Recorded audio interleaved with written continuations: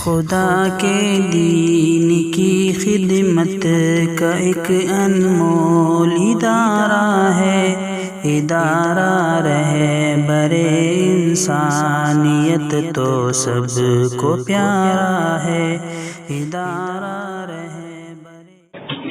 الحمد للہ نحمده ونستعینه ونستغفره ونؤمن به ونتوکل علیہ ونعوذ باللہ من شرور انفسنا ومن سیئات اعمالنا من يهده الله فلا مضل له ومن يضلله فلا هادي له ونشهد ان لا اله الا الله وحده لا شريك له ونشهد ان سيدنا ومولانا محمدا عبده ورسوله صلی اللہ تعالی علیہ وعلى آلہ واصحابہ واتباعہ وازواجہ وذریاتہ واہل بیتہ واہل طاعتہ اجمعین، اما بعد، اعوذ باللہ من الشیطان الرجیم، بسم اللہ الرحمن الرحیم۔ استغفروا ربکم انہ کان غفارا یرسل السماء علیکم مدرارا ویمددکم باموال وبنین ویجعل لکم انہارا ما لکم لا ترجون للہ وقارا، صدق اللہ العظیم۔ بزرگوں، بھائیوں، دوستوں، عزیزوں اور معزز ہماری مائیں، بہنیں اور بیٹیاں جو اس وقت پوری دنیا میں بیٹھ کر کے سن رہی ہے، تعالیٰ جل شانہ و من والہ دین اور شریعت کی بنیاد پر ہمارا کہنا اور سننا اور ہمارا بیٹھنا قبول فرمائیں۔ آج 4 اپریل ہے اور عشاء کے بعد کی مجلس ہے۔ میں معذرت خواہ ہوں کہ آج کی مجلس میں 10 منٹ تاخیر ہو گئی، کسی ضرورت کی بنیاد پر۔ بہرحال انسان کی چاہت تو یہ ہوتی ہے کہ اپنے سارے تقاضوں کو پورا کرے، لیکن قرآن کریم میں حق تعالی جل شانہ ارشاد فرماتے ہیں، ما تشاؤون الا ان یشاء اللہ، اے بندے تیری چاہتیں پوری نہیں ہوتی، اللہ ہی کی چاہتیں پوری ہوتی ہے۔ اگر بندے کی ہر چاہت پوری ہونے لگے تو یہ کل کو ربوبیت کا دعویٰ کرنے لگے گا، اللہ کا دعویٰ کرنے لگے گا۔ حدیث قدسی میں ہے، یا ابن آدم، اے آدم کی اولاد، تو تیری بھی چاہت ہے اور میری بھی چاہت ہے، لیکن میری چاہت پوری ہوتی ہے، اے ابن آدم تیری ہر چاہت پوری نہیں ہوتی۔ بہرحال حق تعالی جل شانہ دین کی نسبت پر ہمیں چند باتیں کہنے کی اور سننے کی توفیق عطا فرمائے۔ ہمارے صحابہ کرام رضوان اللہ تعالی علیہ مجمعین کا معمول یہ تھا، طبرانی کی روایت ہے کہ جب آپس میں ملتے تھے تو سورہ والعصر سناتے تھے۔ میں اور آپ ہم آپس میں ملتے ہیں تو ایک دوسرے کی خیر خیریت پوچھتے ہیں، ایک دوسرے سے متعلق خبر پوچھتے ہیں، فلاں صاحب کیسے ہیں، آپ کیسے ہیں، آپ اس وقت کہاں سے آئے وغیرہ۔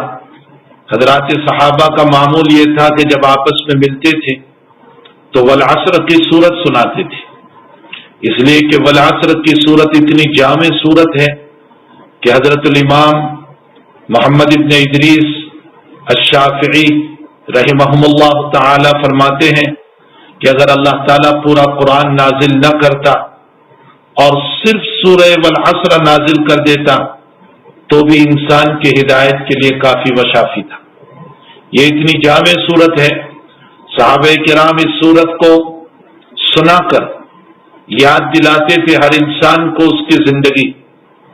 اس صورت کے اندر اب تعالیٰ نے زمانے کی قسم کھائی، والعصر، زمانے کی قسم، اور ظاہر سی بات ہے کہ زمانہ گزرتا جا رہا ہے، اسی طرح ہر انسان کا بچپن اور بچپن سے جوانی اور جوانی سے بڑھاپا اور بڑھاپے کے بعد قبر اور قبر کے بعد اگلے حالات مسلسل چلتے ہیں۔ تو والعصر کے ذریعے سے اللہ نے زمانے کی قسم کھا کر اشارہ کیا کہ انسان تو ایک حالت پر رہنے والا نہیں ہے، بلکہ تیری زندگی گزرنے والی ہے، اور تجھے آئندہ چل کر کے میرے سامنے حاضر ہونا ہے۔ روایت میں ہے کہ لا تزال قدم ابن آدم، یہ روایت ہمارے دلوں کو ہلا دیتی ہے کہ انسان کے قدم ہت نہیں پائیں گے حق تعالی جل شانہ ومن والہ کے سامنے سے۔ جب ایک پولیس آ جاتی ہے، ایک پی ایس آئی آ جاتا ہے، ایک ڈی ایس پی آ جاتا ہے، تو اس صورت میں انسان کے پاؤں میں ہچکچاہٹ آ جاتی ہے۔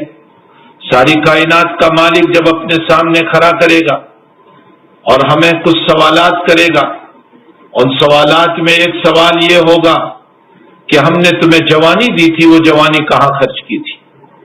تمہیں بڑی بھرپور جوانی دی تھی، تمہارے چہرے بڑے خوبصورت بنائے تھے، تمہارے دوڑنے والے پاؤں اور اٹھنے والے ہاتھ، سمجھنے والا دماغ اور چلنے والی زبان جو قینچی کی طرح چلتی تھی، ہم نے تمہیں بھرپور جوانی دی تھی، تم نے اس جوانی کو کہاں خرچ کیا؟ یہ وہ سوال ہے جو کوئی جوان اس کا جواب اللہ کو نہیں دے سکتا۔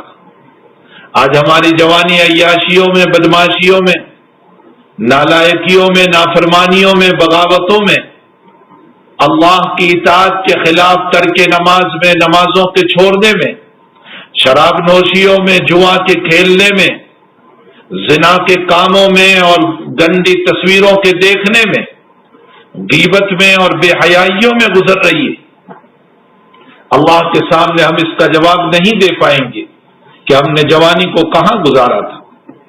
دوسرا سوال ہوگا اللہ کی طرف سے مال سے متعلق، من این اکتسب وفیما افناہ، یہ مال تو نے کہاں سے کمایا اور کہاں خرچ کیا؟ یہ وہ سوال ہے جو بندہ نہیں جواب دے پائے گا، اس لیے کہ دنیا میں چند پیسوں کا حساب رکھنا مشکل ہو جاتا ہے۔ اللہ کے سامنے ساری زندگی کی کمائی کا حساب دینا کوئی آسان کام نہیں ہوگا۔ رب کریم کے سامنے حساب دینا جہاں کوئی بات چھپی ہوئی نہیں، لا یغادر صغیرۃ ولا کبیرۃ الا احصاها، اللہ تعالیٰ قرآن کریم میں فرماتے ہیں تیری بڑی باتیں تو بہت دور کی بات، تیری چھوٹی باتیں بھی ہمارے پاس محفوظ ہے۔ تو خلوتوں میں، تنہائیوں میں جو کچھ بولا یا جو تو نے عمل کیا، وہ ساری کی ساری باتیں ہمارے پاس محفوظ ہیں۔ لا یغادر صغیرۃ ولا کبیرۃ الا احصاها، اس وقت اللہ کو جواب دینا مشکل ہو جائے گا فیما اکتسب وفیما افناہ، مال کہاں سے کمایا اور کہاں خرچ کیا۔ تیسرا سوال ہوگا ہم نے تمہیں علم دیا تھا، اس علم کو تم نے کیا کیا؟ آیا دین کے پیچھے خرچ کیا یا دنیا کے پیچھے؟ اخلاص تھا، للہیت تھی یا ریاکاری تھی؟ دنیا کا حصول مقصود تھا، عزت و شہرت مقصود تھی، یا پھر اللہ کی رضا مقصود تھی؟ اب تعالیٰ کو اپنی رضا اور اپنی اخلاص اور للہیت اتنی پسند ہے، اتنی پسند ہے میرے بھائیوں اور میری بہنوں، میں قرآن کریم کے حوالے سے تمہیں بتاؤں، نبی اکرم صلی اللہ علیہ وسلم جب مکی زندگی میں تھے، اس موقع پر مکے کے مالدار لوگ وہ حضرت کے پاس پیغام بھیج رہے ہیں کہ محمد ہم تیرے پاس آنا چاہتے ہیں، تیری مجلس میں بیٹھنا چاہتے ہیں، لیکن شرط یہ ہے کہ یہ غریب، یہ بلال، یہ صاحب، یہ سلمان، یہ غریب قسم کے لوگ جو ہیں، یہ جب ہم آئیں تو مجلس میں نہیں ہونے چاہیے، یہ تو حقیر و فقیر اور ذلیل اور معمولی قسم کے لوگ ہیں، یہ ہمارے وقت میں نہیں ہونے چاہیے، ہم ان کے ساتھ بیٹھنا نہیں چاہتے۔ نبی علیہ الصلوۃ والسلام کے دل پر کچھ خیال سا گزرا، اللہ کے حبیب کے دل پر کوئی پکا ارادہ نہیں، خیال سا گزرا کہ اچھا یہ لوگ جب آئیں مکہ کے لوگ تو میں ان غریبوں کو جو صحابہ کرام ہیں میں اپنے پاس سے اٹھا دوں، اور الیاذ باللہ ثم الیاذ باللہ ثم الیاذ باللہ، اللہ کے نبی کی نیت قطعاً ذلتی کی نہیں تھی۔ حضرت یہ نہیں سوچ رہے تھے کہ کوئی یہ ذلیل ہے بلال اور صہیب وغیرہ، دل میں نیت یہ تھی کہ یہ تو ہے ہی میرے بنے بنائے، سونا ہے، گولڈ ہے، لیکن اگر یہ مکہ کے مالدار اگر یہ میرے قریب آ گئے اور دین اسلام ان میں آ گیا تو یہ بھی ایسے ہی ہو جائیں گی، یہ بھی بلال اور صاحب کی طرح اللہ کے سامنے پیشانی رگڑتے ہو جائیں گے۔ یہ ابو سفیان، ابو لہب، ابو جہل، عتبہ اور شیبہ بھی اللہ کے پیارے بن جائیں گے۔ صرف یہ چاہت تھی، اور اس چاہت کی بنیاد پر دل میں خیال سا گزرا کہ میں جب یہ لوگ آئیں تو ان کو منع کروں۔ حق تعالی نے اسی وقت قرآن کریم میں آیت اتاری اور فرمایا میرے محبوب آپ اپنی نظروں کو اپنے ان غریب صحابہ سے ہٹائیں بھی نہیں، اس لیے کہ ان کا اخلاص ہے، ان کی للہیت ہے، یہ دیندار ہے، اگرچہ غریب ہے، یہ دنیا کے غریب ہے، دل کے مالدار ہے، ان کا دل اللہ سے جڑا ہوا ہے، یہ تقوی اور اخلاص والے ہیں، اس لیے آپ اپنی نظروں کو اپنے ان صحابہ سے نہ ہٹائیں۔ اتنا ہی نہیں بلکہ ایک آیت میں اللہ تعالیٰ نے ان کو یہ بھی فرمایا کہ اگر یہ لوگ تمہارے پاس آئے تو ان کے سلام سے پہلے آپ ان کو سلام کریں۔ حضور پاک صلی اللہ علیہ وسلم کو یہ جو حکم دیا گیا یہ صحابہ کے اخلاص کی بنیاد پر۔ ایک مرتبہ اسی طرح کچھ لوگ بیٹھے ہوئے تھے مکہ کے مالدار، حضرت عبداللہ ابن ام مکتوم رضی اللہ تعالیٰ عنہ نابینا صحابی، ان کو یہ پتہ نہیں تھا کہ یہ لوگ بیٹھے ہوئے ہیں، اور حضرت تشریف لے آئے تو نبی علیہ الصلوۃ والسلام کو تھوڑی سی ناگواری ہوئی۔ ناگواری کی بنیاد الیاذ باللہ ثم الیاذ باللہ عبداللہ ابن ام مکتوم کی توہین نہیں، مقصود یہ تھا کہ یہ لوگ ایمان لے آئے جو پیسے ہوئے ہیں مالدار قسم کے، عبداللہ تو ہے ہی ہمارا، تو تھوڑی سی پیشانی پر ناگواری ہوئی۔ اللہ تعالیٰ نے اسی وقت آیت اتاری عبس وتولی ان جاءہ العامی وما یدریک لعلہ یزکا او یذکر فتنفعہ الذکر اما من استغنی فانت لہ تصدی۔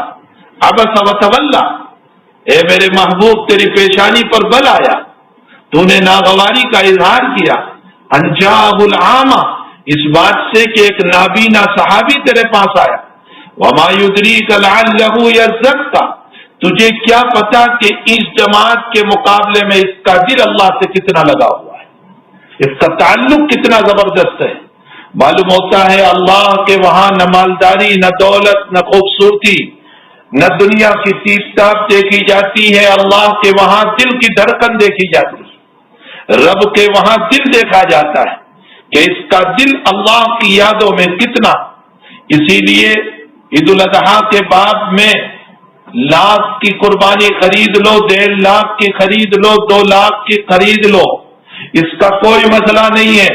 اللہ کہتا ہے لن ینال اللہ لحومها ولا دماؤها ولکن ینالہ التقوی منکم، اللہ کے وہاں نہ تمہارا گوشت پہنچتا ہے، نہ چمڑا پہنچتا ہے، نہ خون پہنچتا ہے، اللہ کے وہاں تو تمہارا تقوی پہنچتا ہے۔ اب تعالیٰ میرے اور آپ کے دل کے تقوی کو دیکھنا چاہتے ہیں، تو حقیقت یہ ہے کہ اللہ کو اخلاص والا عمل چاہے وہ چھوٹا سا ہو اللہ کو بہت پسند ہے۔ تو زمانے کی قسم کھائی اور فرمایا والعصر، زمانے کی قسم، ان الانسان لفی خسر، سارے انسان نقصان میں ہے، خسارے میں ہے۔ کس اعتبار سے؟ آخرت کے اعتبار سے، دنیا کے اعتبار سے نہیں۔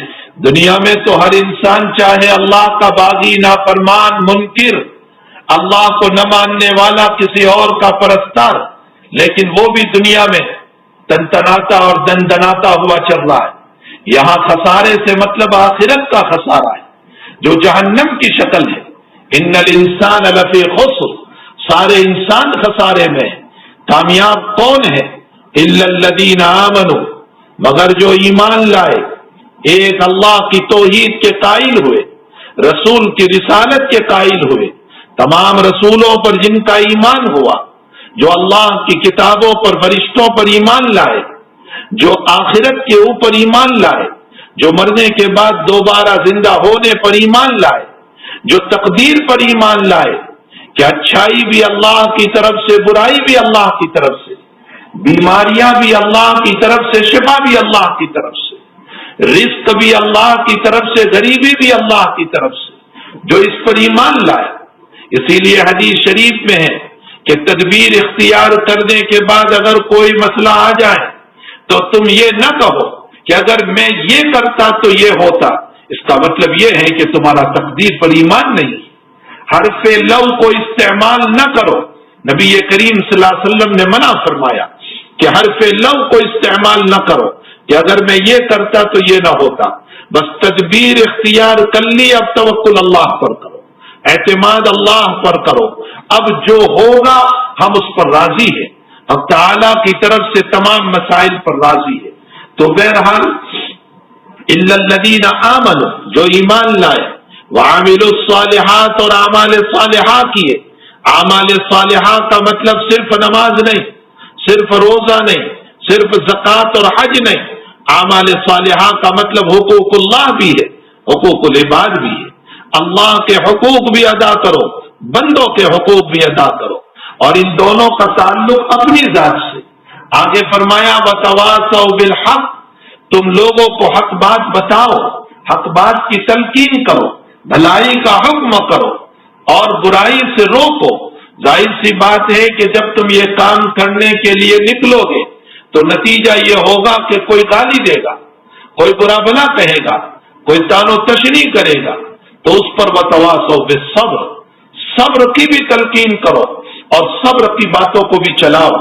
حضرات صحابہ یہ سورت صحابہ کو سناتے تھے ملاقات کے موقع پر، تاکہ ایمان تازہ ہو جائے، تاکہ اعمال صالحہ کی ترغیب ہو جائے، تاکہ وتواصوا بالحق کی ترغیب ہو جائے اور وتواصوا بالصبر کی تلقین ہو جائے۔ یہ طبرانی کی روایت ہے جو میں نے آپ کے سامنے پیش کی۔ اس لیے میرے بھائیوں اور میرے بہنوں، ہمیں چاہیے کہ ہم جب آپس میں ملیں تو دنیا کی فکروں کے مقابلے میں آخرت کی فکر زیادہ کرو۔ دنیا کی فکر میں بہت تو بیماریوں سے جسم ختم ہو جائے گا، لیکن آخرت کی فکر نہیں کی تو روح برباد ہو جائے گی، اور روح کی بربادی کا نتیجہ جہنم ہے، ہمیشہ کی جہنم ہے۔ جسم کی بربادی بہت تو موت ہو گئی، لیکن روح کی بربادی اللہ کی ناراضگی ہے، اور اللہ کی ناراضگی بہت بڑی چیز ہے۔ اسی لیے علماء نے لکھا ہے کہ جنت کا ملنا اتنی بڑی نعمت نہیں جتنا کہ اللہ کی رضامندی کا ملنا بہت بڑی نعمت ہے۔ اسی لیے قرآن کریم میں حق تعالی جل شانہ نے اپنی رضامندی کو سب سے بڑی نعمت بتائی اور ارشاد فرمایا وَرِضْوَانٌ مِّنَ اللَّهِ أَكْبَرُ، وَرِضْوَانٌ مِّنَ اللَّهِ أَكْبَرُ، اللہ کی رضامندی سب سے بڑی چیز ہے، اللہ راضی ہو جائے۔ آج بھی ہمیں ضرورت ہے اپنے رب کو راضی کرنے کی۔ موسیٰ علیہ السلام نے اسرائیلی روایت ہے اپنے رب سے سوال کیا تھا، اے اللہ تو ناراض ہوتا ہے تو تیری ناراضگی کی نشانیاں بتا دے۔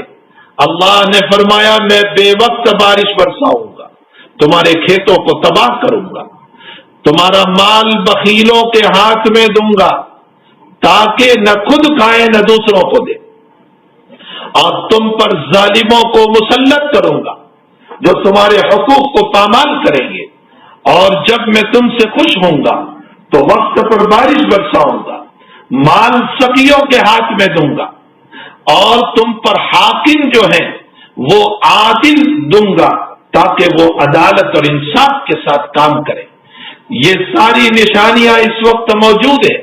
لگتا یہ ہے کہ اللہ ہم سے ناراض ہو چکا ہے، ہمیں اس وقت اپنے رب کو منانے کی ضرورت ہے، اور میں نے کل کی مجلس میں بھی کہا تھا کہ استغفار کی خوب ضرورت ہے، اس لیے کہ وہ اللہ بہت جلد راضی ہونے والا ہے۔ اس کی رضامندی کا حال یہ ہے کہ اتنی جلدی میری بیوی بھی راضی نہیں ہوتی، اگر وہ مجھ سے ناراض ہو گئی تو 2 دن ہو جاتے ہیں کہ وہ راضی نہیں ہوتی، ماں باپ اتنے جلدی راضی نہیں ہوتے، بھائی بہن راضی نہیں ہوتے، میرا رب 2 قطرے آنسو میں راضی ہو جاتا ہے، اور وہ اپنی رضامندی کا اعلان کرتا ہے۔ میں مسلم شریف کھول کر کے بیٹھا ہوں، کتاب التوبہ کی روایت ہے، حق تعالی جل شانہ کا پیغمبر روایت کو بیان کرتے ہوئے فرما رہے، مثال دیتے ہوئے توبہ والوں کی، کہ ایک آدمی جنگل میں نکلا، سفر میں جا رہا تھا، تھک گیا تھا، اونٹنی پر سوار تھا، لمبا سفر تھا، مسافت دور تھی، تھک چکا تھا۔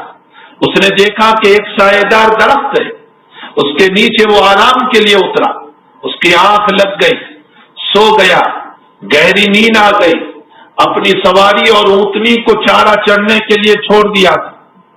اتفاق کہ جب اس کی آنکھ کھلی تو اس کی اونٹنی وہاں سے غائب ہو گئی تھی، سارا سامان اسی پر تھا، پانی بھی اسی پر تھا، اب نہ پانی ہے نہ کھانا ہے، اس کو بھوک بھی لگی ہے، پیاس بھی لگی ہے، اطراف میں پانی نظر آتا نہیں، کھانا نظر آتا نہیں، سواری بھی غائب ہو چکی، وہ دھوپ میں یہاں دوڑ رہا ہے وہاں دوڑ رہا ہے کہ میری اونٹنی مل جائے، میری سواری مل جائے، میں پانی پی لوں، میں کھانا کھا لوں، لیکن اونٹنی غائب ہے، تھک کر چور ہے، گلا خشک ہو گیا، پیٹ جواب دینے لگا، حالات سے دو چار ہو گیا، موت اس کے سامنے نظر آنے لگی، وہ دوبارہ آنکھ بند کر کے سویا کہ شاید ابھی میری موت اب تو ہو جائے گی۔ آنکھیں بند تھی کہ اتنے میں کسی چیز کے چلنے کی آواز آئی، اس نے اپنی آنکھ کو کھولا تو اس کی سواری اس کے سامنے موجود تھی۔ اللہ کے نبی علیہ الصلوۃ والسلام سوال کرتے ہوئے فرماتے ہیں کہ بتاؤ، جو آدمی موت کے منہ میں پہنچ چکا تھا، جب اس کا کھانا اور پانی اس کی سواری مل گئی، اس کو کتنی خوشی ہوگی؟ صحابہ فرماتے ہیں کہ حضرت اس کو تو نئی جان ملی، نئی زندگی ملی۔ اللہ کے نبی علیہ السلام فرماتے ہیں کہ جب بندہ گنہگار مجرم جو گناہ کرتے کرتے اللہ سے دور ہو چکا تھا، جب اس کو احساس ندامت ہوا، اپنا رب یاد آ گیا، اپنا مولا یاد آ گیا کہ میرا بھی کوئی رب ہے، میرا بھی کوئی مالک ہے، میرا بھی کوئی اللہ ہے، اس نے مجھ کو ایسے ہی نہیں چھوڑا، اس نے مجھ کو کھانا دیا، پینا دیا، بچپن سے جوان بنایا، قوت دی اور طاقت دی، بیوی دی، خدمت گزار اور بچے دیے، اور میرا یہ حق کہ میں اس کا باغی بنا ہوا ہوں۔ اس کو کبھی نہ کبھی احساس ہوا اور وہ اپنے رب کے در پر آیا اور ہاتھ اٹھا کر کے اپنے رب سے جب مانگتا ہے تو حدیث شریف میں اللہ جل شانہ فرماتے ہیں، جس کو نبی نقل فرما رہے کہ جس کی اونٹنی مل گئی اس کو جتنی خوشی ہوئی، اس بھٹکے ہوئے بندے کے آنے پر اللہ اس سے زیادہ خوش ہو جاتا ہے۔ حالانکہ اس مولا کو کیا ضرورت پڑی تھی کہ وہ خوش ہو؟ گناہ تو نے کیے، جرم تو نے کیے، بغاوتیں تو نے کی، ناشکریاں تو نے کی، وہ کیوں خوش ہوگا؟ وہ تو کہے گا جا جہنم کے اندر، لیکن وہ مولا رحمتوں والا ہے، وہ چاہتا ہے کہ میرا بندہ جہنم میں نہ جائے، وہ جنت میں جائے۔ اس لیے ناراض بندہ، روٹا ہوا بندہ، گنہگار بندہ، مجرم بندہ جب کبھی بھی رجوع اللہ کرتا ہے اور مولا کی طرف آ جاتا ہے تو فرمایا اس اونٹنی کے ملنے پر مالک کو جتنی خوشی ہوئی اس سے زیادہ اللہ خوش ہوتا ہے، اس سے زیادہ اللہ خوش ہوتا ہے۔ میرے بھائیوں، صوفیہ نے لکھا ہے گناہ کا وسوسہ آنا کوئی بری چیز نہیں ہے، گناہ کے خیالات کا آنا کوئی بری چیز نہیں ہے، اس لیے کہ جب انسان میں خواہشات ہے تو خیالات تو آنے ہی والے۔ ہم کوئی فرشتے تو ہیں نہیں، فرشتے معصوم ہیں، ان کے اندر خواہشات نہیں، اس لیے نہ ان کو زنا کا خیال، نہ حرام کا خیال، نہ چوری کا خیال، نہ حرام لقمے کا خیال، ان کو کسی چیز کا خیال نہیں آتا، خواہشات ہی نہیں۔ خواہشات بندے میں ہے، اس لیے بندے کو یقیناً دل پر گناہ کے خیالات گزرتے ہیں۔ صوفیہ نے کیا نقطہ لکھا، فرمایا خیالات کا آنا یہ برا نہیں ہے، یہ لزوم خواہشات میں سے، خواہشات کے لیے لازم ہے کہ خیالات آئیں گے برے، لیکن ان خیالات پر عمل نہ کر کے خیالات کو توڑ دینا، پاس کر دینا، شیطانی اسکیم کو فیل کر دینا اور نفس کو توڑ دینا۔ فرمایا جب دل جتنا ٹوٹے گا خیالات کے آنے کے بعد اللہ کا پیار اتنا ہی اترے گا، اللہ اس کو ولایت دے دے گا۔ جس کے دل پر برے خیالات آتے ہیں اور وہ اس کو توڑتا جا رہا ہے، عمل نہیں کرتا، اللہ کو وہ اتنا ہی پیارا ہو جاتا ہے اور اللہ اس کے ٹوٹے ہوئے دل کے اوپر اپنی تجلی کو ڈالتا ہے۔ کیا ہی پیاری مثال دی صوفیہ نے، فرمایا جب اللہ کی تجلی ظاہر ہوئی کس پر؟ کوہ طور کے اوپر، جب موسیٰ علیہ السلام نے اپنے رب کریم کو دیکھنے کا خیال ظاہر فرمایا، تمنا ظاہر کی، فرمایا میں اپنے رب کو دیکھنا چاہتا ہوں۔ اللہ نے پہلے فرمایا موسیٰ تم مجھ کو نہیں دیکھ سکتے ہو، اس فانی دنیا کے اندر ان فانی آنکھوں سے لن ترانی، تم نہیں دیکھ سکتے۔ لیکن حضرت موسیٰ علیہ السلام چونکہ کلیم تھے، اللہ سے اصرار کیا تو اللہ نے فرمایا اچھا کوہ طور پر میں اپنی تجلی کو ظاہر کرتا ہوں۔ کتنی تجلی اللہ نے ظاہر کی؟ حدیث شریف میں آتا ہے ہمارا ناخون جو ہے، اس ناخون کا 100واں حصہ، بہت معمولی ذرے کے برابر تجلی کوہ طور پر ظاہر ہوئی اور کوہ طور پہاڑ پھٹ کر ریزہ ریزہ ہو کر ٹکڑے ٹکڑے ہو کر کے پھٹ گیا۔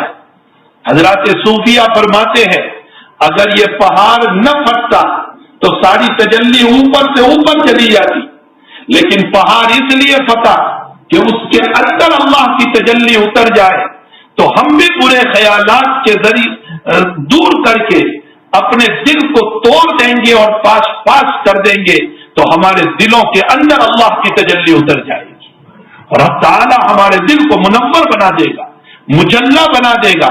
خیالات کا آنا برا نہیں ہے، آنے تو برے خیالات کو، لیکن اس کو توڑتے چلے جاؤ، خواہشات کو توڑتے چلے جاؤ۔ جتنی خواہشات ٹوٹے گی ہم اللہ کے اتنے لاڈلے بنیں گے، ہم اتنے پیارے بنیں گے۔ اگر اس اللہ کو معاف نہ کرنا ہوتا، اگر ہم سے گناہ ہی نہ ہونے والا ہوتا تو اللہ ہم کو یوں کیوں کہتا استغفروا ربکم، تم اپنے رب سے استغفار کرو۔ یہ اللہ کا کہنا دلیل ہے کہ گناہ تو ہونے ہی والا ہے، گناہ یقیناً ہونے والا ہے، نفس ہے تو گناہ ہوگا۔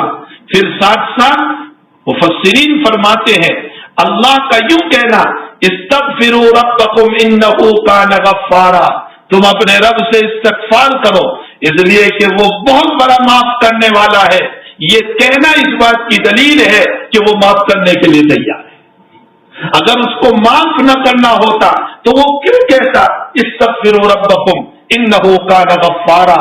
تو میرے بھائیوں اور میرے بہنوں، یہ حالات جو اس وقت چل رہے ہیں، ان حالات میں ہمیں خوب استغفار کرنے کی ضرورت ہے، اب تعالیٰ جل شانہ سے معافی مانگنے کی ضرورت ہے۔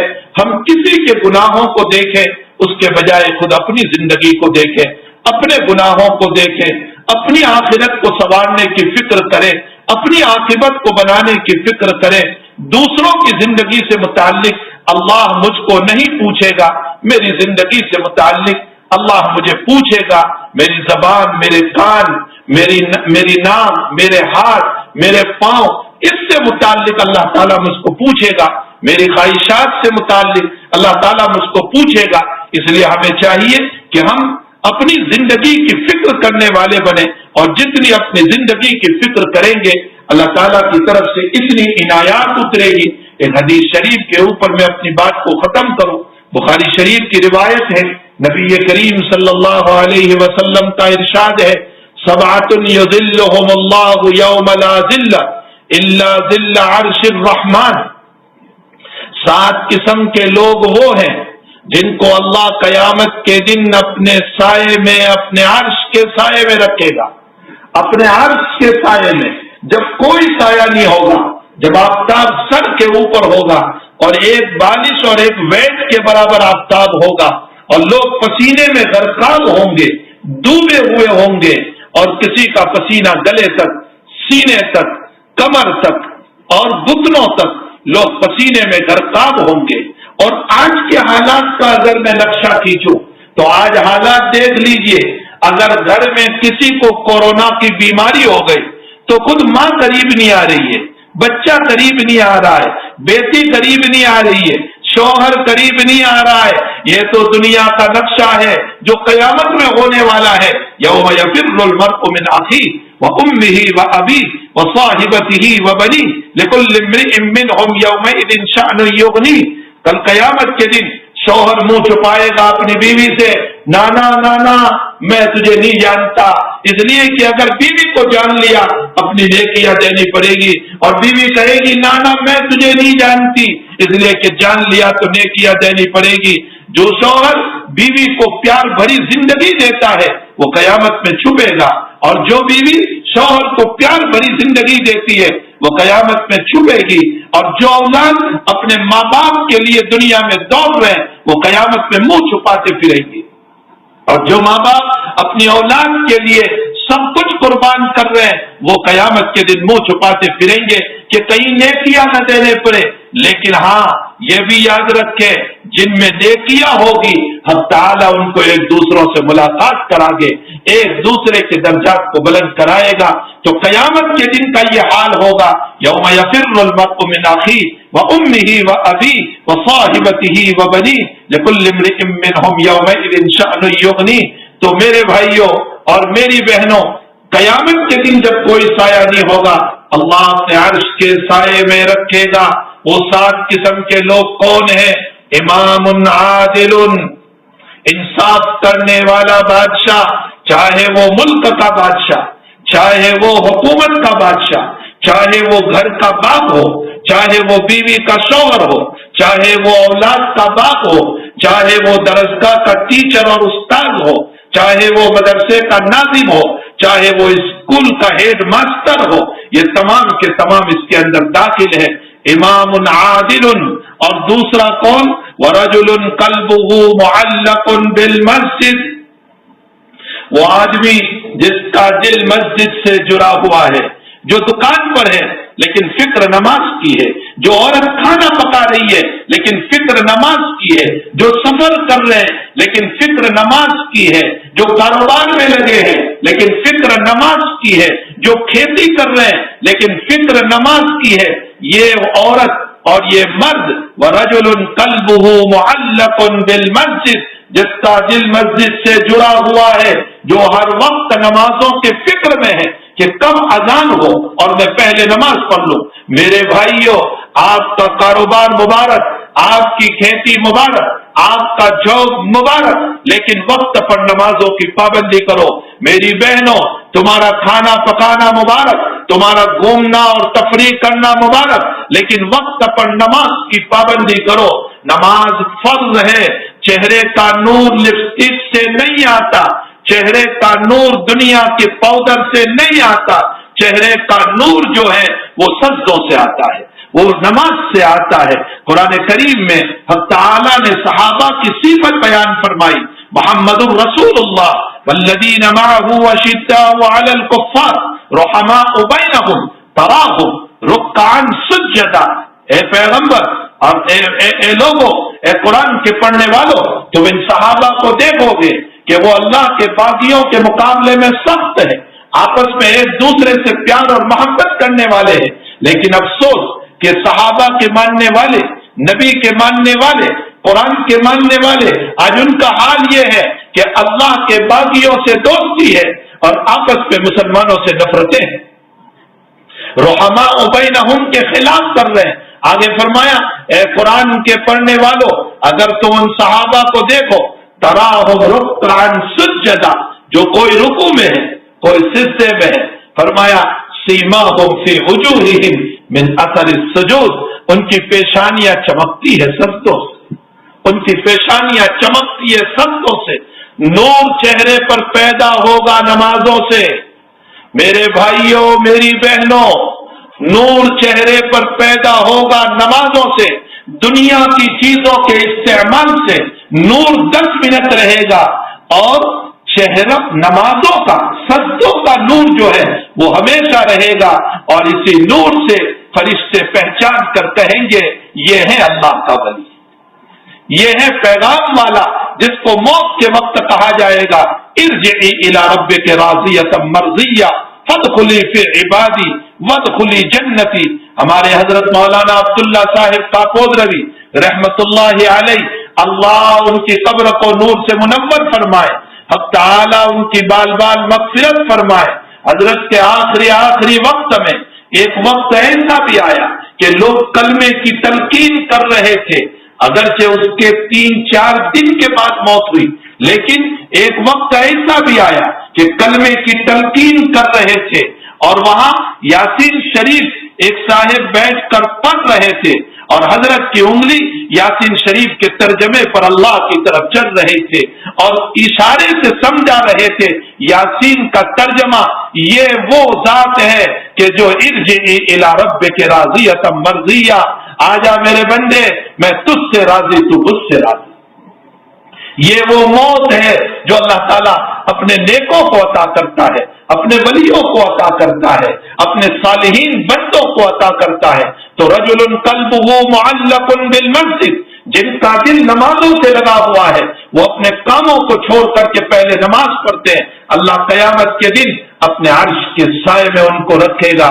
تیسرا، شاب نشأ فی عبادت اللہ تعالی، وہ جوان مرد اور وہ جوان لڑکی جس نے اپنی جوانی کو اللہ کی یادوں میں گزارا، جس کی جوانی نے اللہ کی یادوں سے اس کو محروم نہیں کیا، نہیں ہٹایا، بلکہ اس کی جوانی میں بھی وہ اللہ کو یاد کرتے رہے۔ اور چوتھا، وہ انسان کہ تحابا فی اللہ و تباغضا فی اللہ، دنیا میں کسی سے دوستی اللہ کے خاطر، ذات کے خاطر نہیں، اور دنیا میں کسی سے دشمنی اللہ کے خاطر، اپنے لیے نہیں، اللہ اس لیے کہ وہ نماز نہیں پڑھتا اس لیے دشمنی، وہ اللہ کا باغی ہے اس لیے دشمنی، اپنے ذات کی بنیاد پر نہیں۔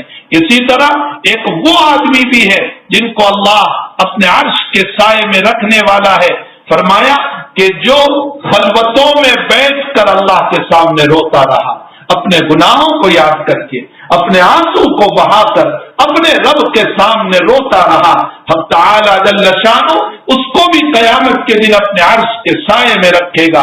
اور ساتواں، وہ آدمی جس کو دولت والی عورت، مال و جمال والی عورت، خوبصورت عورت اپنی طرف سے بلائے اور وہ اللہ کا خوف کھا کر اپنی نظر کو پھرا دے، اللہ اس کو اپنے عرش کے سائے میں رکھے گا۔ یہ 7 قسم کے لوگ ہیں۔ میں نے یہ حدیث شریف اس لیے سنائی کہ قیامت میں تو اللہ اپنے سائے میں رکھنے ہی والا ہے، لیکن جو آدمی یہ 7 کام کرتا ہے اللہ دنیا میں بھی اپنی رحمت کے سائے میں رکھتا ہے۔ کیسے رکھتا ہے؟ چاہے دولت نہ ہو، غربت ہو، چٹائی پہ سونا ہو، چھوٹا سا مکان ہو، چٹنی روٹی کھاتا ہو، لیکن اللہ اس کے دل کو دنیا میں سکون عطا کر دیتا ہے۔ یہ دنیا کا سکون جو ہے یہ بھی اللہ کا سایہ ہے۔ میرے بھائیوں اور میرے بہنوں، اللہ کی طرف رجوع کرو، استغفار کرو، نمازوں کی پابندی کرو، اللہ کو منانے کی فکر کرو، اللہ کو راضی کرنے کی فکر کرو۔ ہمارے اکابر نے اپنے اللہ کو بہت منایا، بہت راضی کیا، بہت روئے، آخر وہ اللہ کی ذات ہی تو ہے کہ جو ہم کو خود توبہ کے لیے کلمات سکھاتی ہے۔ آدم اور حوا علیہ السلام کو جب دنیا میں اتارا تو اللہ نے خود ہی کلمات سکھائے توبہ کے، فرمایا تم دونوں یوں کہو، ربنا ظلمنا انفسنا وان لم تغفر لنا وترحمنا لنکونن من الخاسرین۔ اللہ ہی نے تو سکھایا۔ کیوں سکھایا؟ تاکہ یہ کہہ دیں اور میں انہیں معاف کر دوں۔ ربنا ظلمنا انفسنا، اے اللہ ہم نے اپنی ذات پر ظلم کیا، وَإِن لَّمْ تَغْفِرْ لَنَا، اگر تو نے ہم کو معاف نہیں کیا، وَتَرْحَمْنَا، اور ہم پر رحم نہیں کیا، لَنَكُونَنَّ مِنَ الْخَاسِرِينَ، تو ہم خسارے والوں میں سے ہو جائیں گے، ہم نقصان والوں میں سے ہو جائیں گے۔ یونس علیہ السلام کو مچھلی کے پیٹ میں اللہ ہی لے گیا، سمندر میں لے گیا، مچھلی کے پیٹ میں لے گیا، اور پھر اللہ نے خود ہی دعا تلقین فرمائی، لا الہ الا انت سبحانک انی کنت من الظالمین، لا الہ الا انت سبحانک، تیرے علاوہ کوئی معبود نہیں، تو تمام عیبوں سے پاک ہے، انی کنت من الظالمین، میں ہی ظالموں میں سے ہوں۔ ایک نبی معصوم ہوتا ہے لیکن اس کے پاس اللہ یہ کہلوا رہا ہے کہ میں ظالموں میں سے ہوں۔ جب یہ دعا پڑھی مچھلی کے پیٹ میں یونس علیہ السلام کو اللہ نے نجات دے دی اور مچھلی کے پیٹ سے نکال دیا۔ محمد الرسول اللہ صلی اللہ علیہ وسلم کی امت اگر اس دعا کو پڑھے گی اللہ ان بیماریوں سے، ان حالات سے، ان مصیبتوں کے اندر سے ہم کو نجات دے دے گا۔ اس لیے ہمیں چاہیے کہ اللہ نے، پیغمبر نے ہمیں جو دعائیں سکھائی ہے ان دعاؤں کا ہمیں اہتمام کرنا چاہیے، اپنے رب سے مانگنا چاہیے۔ وہ رب بہت جلدی راضی ہونے والا ہے، اتنا جلدی راضی۔ مجھے ایک دعا یاد آ گئی، وہ دعا بھی یاد کر لو۔ حضرت الامام احمد ابن حنبل رحمت اللہ علیہ ایک بہت بڑے ولی کامل امام وقت گزرے ہیں۔ میں اس وقت ان کا واقعہ سنانا نہیں چاہتا، ورنہ ان کے تقوی کے واقعات میں سناتا۔ صرف ایک واقعہ حضرت احمد بن محمد برکندی رحمت اللہ علیہ نے ان کے متعلق لکھا ہے کہ جب ان کی وفات ہوئی، انتقال ہوا، موت کے بعد کسی نے خواب میں دیکھا، فرمایا حضرت کیا حال ہوا؟ آپ نے فرمایا اللہ نے مجھ کو بلایا اور بلانے کے بعد مجھ کو یوں کہا، احمد تجھے میری صفت کلام اور میرے قرآن کی وجہ سے بہت مارا گیا۔ یہ ایک مسئلہ ہے جس کی طرف اشارہ تھا کہ تجھے میرے قرآن کی وجہ سے اور میری صفت کلام کی وجہ سے بہت مارا گیا۔ تو فرمایا نعم یا ربی، میرے رب ہاں مجھے بہت مارا گیا۔ تو فرمایا سارے لوگوں کو میں اپنا دیدار قیامت میں کراؤں گا، لیکن اس مار کے صدقے میں تجھے عالم برزخ ہی میں اپنا دیدار کراتا ہوں۔ اللہ تعالیٰ نے امام احمد ابن حنبل رحمۃ اللہ علیہ کو مرنے کے بعد اپنا دیدار کرایا۔ یہ وہ امام احمد ابن حنبل رحمۃ اللہ علیہ اتنا بڑا ولی کامل اور اتنا بڑا امام ہے، ان کی ایک دعا مجھے یاد آئی، وہ دعا یاد کر لو۔ فرماتے ہیں، میں اردو میں اس کا ترجمہ کر دوں، اے اللہ تو نے میری پیشانی کو غیروں کے سامنے جھکنے سے بچایا ہے، اے اللہ تو نے میری پیشانی کو غیروں کے سامنے جھکنے سے بچایا ہے، اے اللہ میرے ہاتھوں کو بھی غیروں کے سامنے پھیلانے سے بچا دے۔ اتنی بہترین دعا ہے کہ ہمیں اپنے رب سے یہ دعا کرنی چاہیے۔ اللہ جل شانہ ہم تمام کو استغفار کی، توبہ کی، اپنے رب کے سامنے ندامت کی، آنسو بہانے کی۔ اللہ ایک حدیث شریف میں نبی اکرم صلی اللہ علیہ وسلم فرماتے ہیں، لَأَنِينَ الْمُذْنِبِينَ احب الی من جزل المصبحین، لَأَنِينَ الْمُذْنِبِينَ احب الی من جزل المصبحین۔ اللہ کہتا ہے کہ جب کوئی گنہگار بندہ یا بندی، گنہگار بندہ یا بندی میرے سامنے جب اپنے گناہوں کو یاد کر کے روتے، اے اللہ میں مجرم ہوں، میں پاپی ہوں، میں نے شراب پی لی، میں نے جوا کھیلا، میں نے غیبت کر لی، میں نے الزام رکھا، مجھ سے نمازیں چھوٹ گئی، جب اپنے گناہوں کو یاد کر کے روتا ہے کوئی بندہ یا کوئی بندی روتی ہے، تو حدیث شریف میں ہے اللہ یوں کہتا ہے کہ سبحان اللہ پڑھنے والا اور الحمدللہ پڑھنے والا، مسبحین تسبیح پڑھنے والا، اللہ کہتا ہے اس پر مجھے اتنا پیار نہیں آتا جتنا کہ گناہوں پر رونے والے پر پیار آتا ہے۔ اللہ تعالیٰ تسبیح پڑھنے والوں کے مقابلے میں گناہوں پر رونے والوں پر پیار کرتا ہے، تو پھر ہم کیوں اللہ سے معافی نہ مانگے، اللہ تعالیٰ سے رجوع کریں۔ اللہ ہم سب کو اپنے مولا کی طرف رجوع کرنے کی توفیق عطا فرمائے۔ وصلی اللہ علی النبی الکریم برحمتک یا ارحم الراحمین۔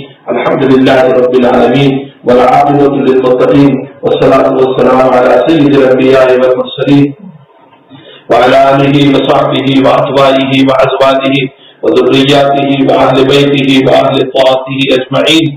اللہ ہمارے گناہوں کو معاف فرما، اللہ ہم سچے دل سے توبہ کرتے ہیں، اللہ ہم کو ہاتھ جوڑ کر تیرے سامنے بھیک مانگتے ہیں، ہم نے تیری نعمتیں خاطر بغاوتیں کی ہے، اے اللہ تو نے ہم کو نیند بھر کر سلایا لیکن اس کے باوجود ہماری نمازیں غائب ہو گئی، اے اللہ تو نے پیٹ بھر کر کھلایا لیکن ہم نے اپنے بدن کو تیرے خلاف استعمال کیا، تیری عبادتوں میں استعمال نہیں کیا۔ اللہ اے مولا، اے ہمارے ربا، اے ہمارے ربا، اے ہمارے اللہ ہم ناشکروں کو معاف فرما دے، ہم ناشکروں کو معاف فرما دے، ہم ناشکروں کو معاف فرما دے۔ اللہ ہمیں دین پر استقامت نصیب فرما، ہمیں توبہ پر استقامت نصیب فرما، ہمیں توبہ پر استقامت نصیب فرما، ہمیں توبہ پر استقامت نصیب فرما۔